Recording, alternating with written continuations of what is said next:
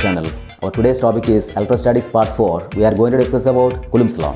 Previously I did two videos in electrostatics, part 1 and part 2. In part 1 we discussed about properties of electric charges and important facts about electric charges. In part 2 we discussed about the methods of charging. And in part 3 now we are going to discuss about the interaction between two electric charges. Two masses interact by exerting gravitational force on one another.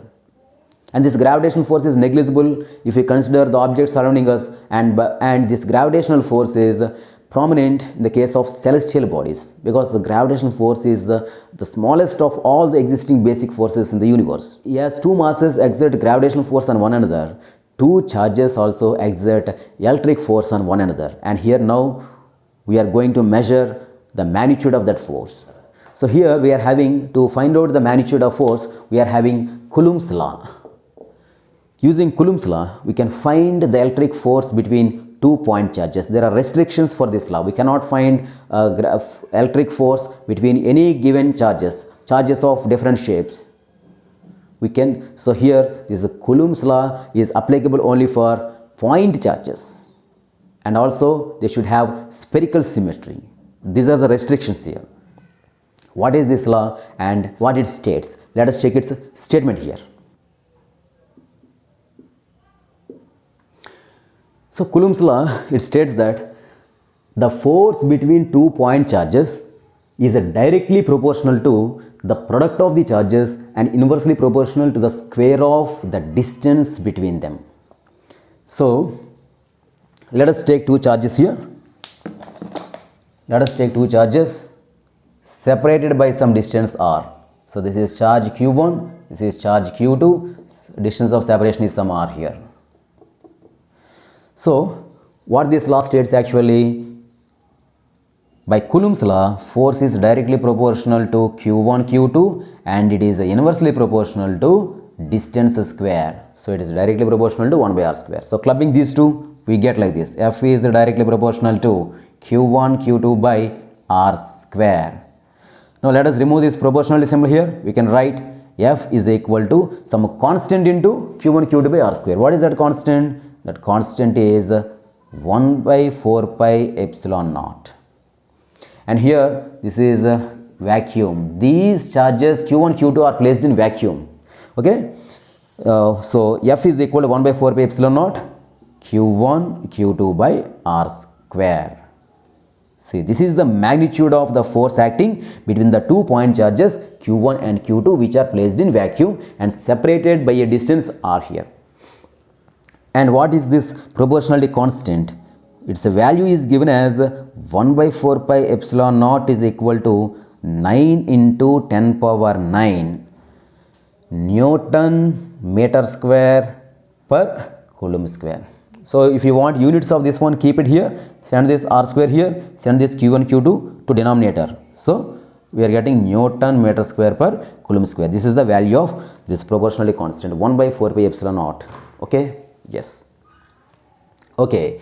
Then what is epsilon naught?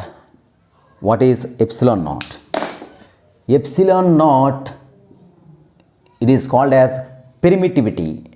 Epsilon naught is permittivity of free space. It is the obstruction produced by a medium for the passage of electric field into it. Okay, that is known as permittivity. Here naught symbol is, naught means no, nothing is there. For vacuum we use this symbol naught. Permittivity of free space or vacuum. Okay. Now what if the two charges are placed in a medium? Medium means it is having, its permittivity is written as epsilon. So this is a permittivity of medium. So permittivity symbol is epsilon. For medium we write it as epsilon, and for free space or vacuum we write it as epsilon naught. So in this case what happens? If two charges are placed in medium, then what is the force between them? F medium is equal to 1 by 4 pi epsilon q1 q2 by r square. This is the formula. But we generally do not find this formula. This is not popular, and this is popularly expressed in another format. Let me express this one in another format here. So here F, when the two charges are placed in medium, F is equal to 1 by 4 pi epsilon naught K Q1 Q2 by R square. This is a most popular one. If two charges are placed in medium, then force between them is given by F is equal to 1 by 4 pi epsilon naught K into Q1 Q2 by R square. What is this K now? This K, it is called as dielectric constant. It is called as dielectric constant. Dielectric constant of the medium. So what is dielectric constant? Dielectric constant can be defined as the abstraction produced by a medium per unit abstraction produced by a vacuum. Generally we do not find this definition anywhere. This is my own definition. Okay, so let me explain you here. So what is K? K is equal to, K is mathematically expressed as K is equal to epsilon by epsilon naught. So it is the ratio of permittivity of medium and permittivity of free space. So we can also write this one as epsilon r, where epsilon r and K, both of them are same. K or epsilon r, both of them are same. This is equal to epsilon by epsilon naught. It is also called as, this epsilon r is called as relative permittivity. Epsilon r is called as relative permittivity. So in the place of K, we can also write epsilon r like this. Okay, this is not popular, and this is the popular formula for popular expression for two charges placed in medium, right? Now what is the value of this one? What is the value of epsilon naught? It is expressed as 8.85 into 10 power minus 12 Coulomb square per Newton meter square. Coulomb square per Newton meter square. The force between like charges is repulsive and force between unlike charges is attractive. Now let us learn some more points regarding Coulomb's law. What Coulomb says. This is the mathematical expression, and any other points, let us check here. The first point is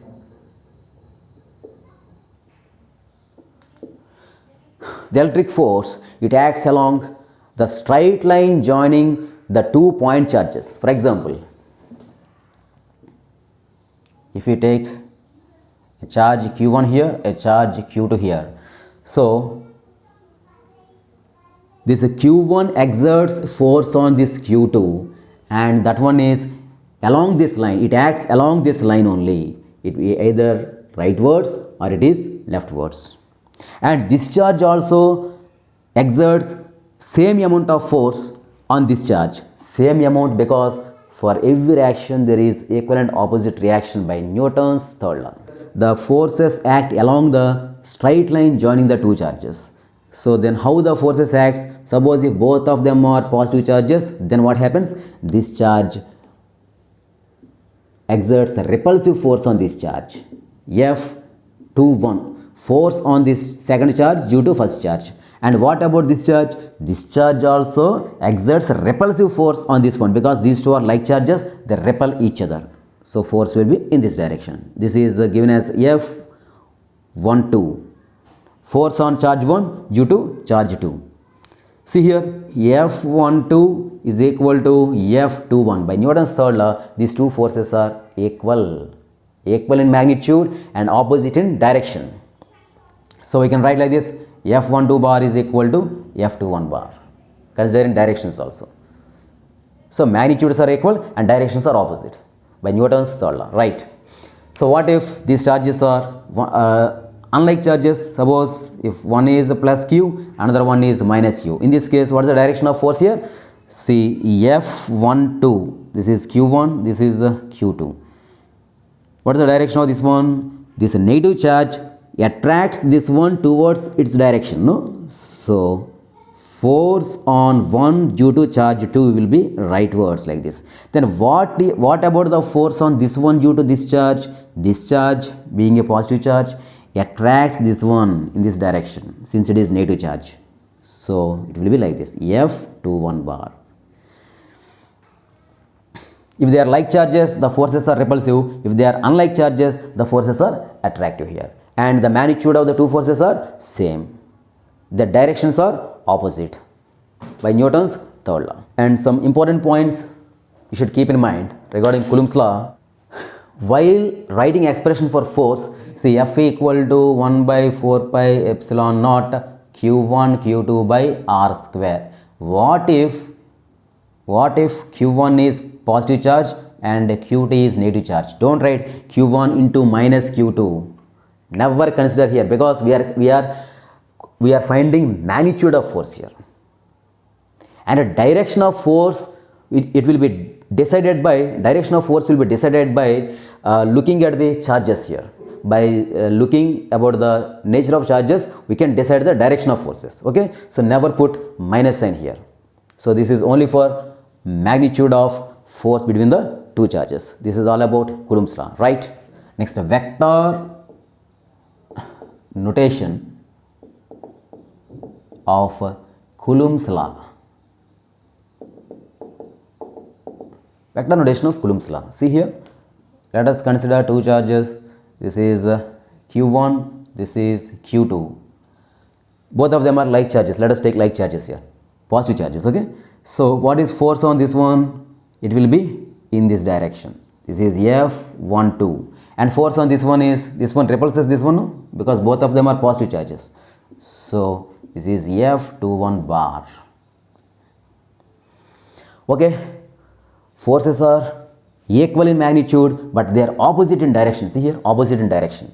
So in this case, how we write vector notation? F12 bar is equal to 1 by 4 pi epsilon naught Q1 Q2 by the distance of separation between them is R.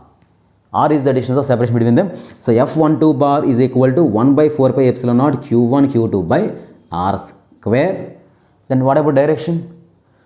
Direction is if it is along, if this is positive x-axis, it is I cap. It is along negative x-axis, no? So we are getting this one. This is minus I cap. And what about that one? What about that one? F21 bar is equal to 1 by 4 pi epsilon naught Q1 Q2 by R square I cap. Okay. In general, we can write like this, no? In general, we can write F12 bar is equal to, we can consider this one as origin and this one as unit vector R cap. Okay, unit vector is in this direction. So for how we can write this one here, F12 bar equal to 1 by 4 pi epsilon naught Q1 Q2 by, what is this? R square into R cap. R cap or minus R cap here. Unit vector is rightwards and this force is leftwards. So therefore this is minus R cap. And what about that force?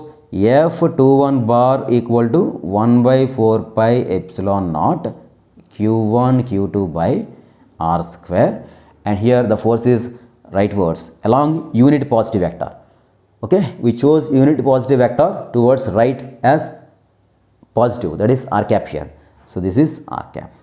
So we can write the electrostatic force or electric force between two charges in vector notation like this. Okay, in next video, let us solve problems regarding conservation of charge as well as some problems regarding Coulomb's law.